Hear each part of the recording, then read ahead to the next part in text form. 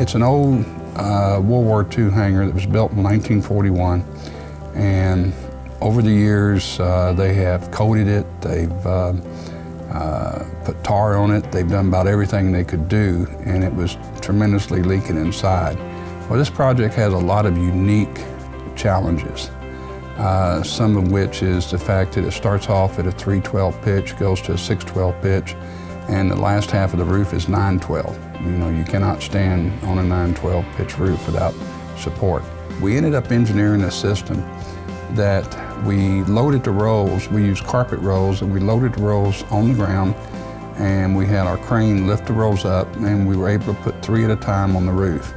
And then we designed a winch system and tested it to where we would actually tie into the edges of the roller, and as we roll the system down, the winch would lower it down with a center to keep it from stressing out on bending, to where the winch system would actually lower the rolls down the roof as my guys were below the rolls doing the fastening system. And by the time we got to the bottom, the men were actually standing at close to a 45-degree angle doing the fastening work. Mobile, Alabama is a 155-mile-an-hour wind zone. So to put any roof down, you have to meet a 155-mile-an-hour wind uplift.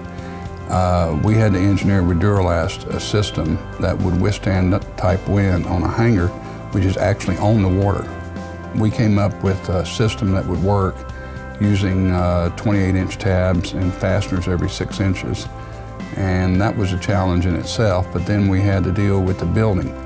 The building, we looked at maybe putting a layer of insulation down and putting a Duro-Last roof down, and we went with prefabricated sheets because it was the easiest to and quickest, and saved us the most labor because we're able to roll the sheets down and mechanically attach it.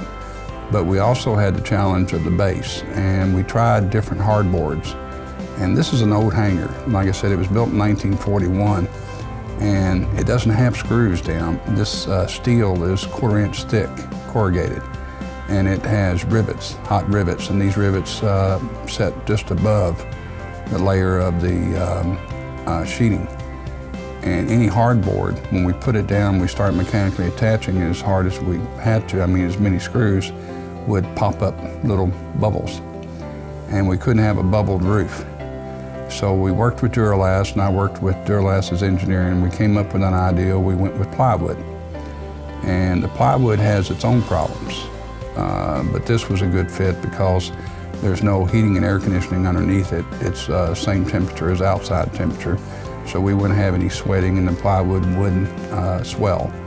But just to make sure, we ended up putting quite a few fasteners in that plywood. Where Duro-Last, they want you to put 5, and we put 6 fasteners per board. We were putting 12. And after we determined how many fasteners we were going to use in each sheet of plywood, well then with the 28-inch tab system, 6-inch on center, we ended up with approximately 40 screws per board. And then the next one would have 27 screws per board. So it's fastened very well, and it's already withstood a couple of skirts of hurricanes we've had.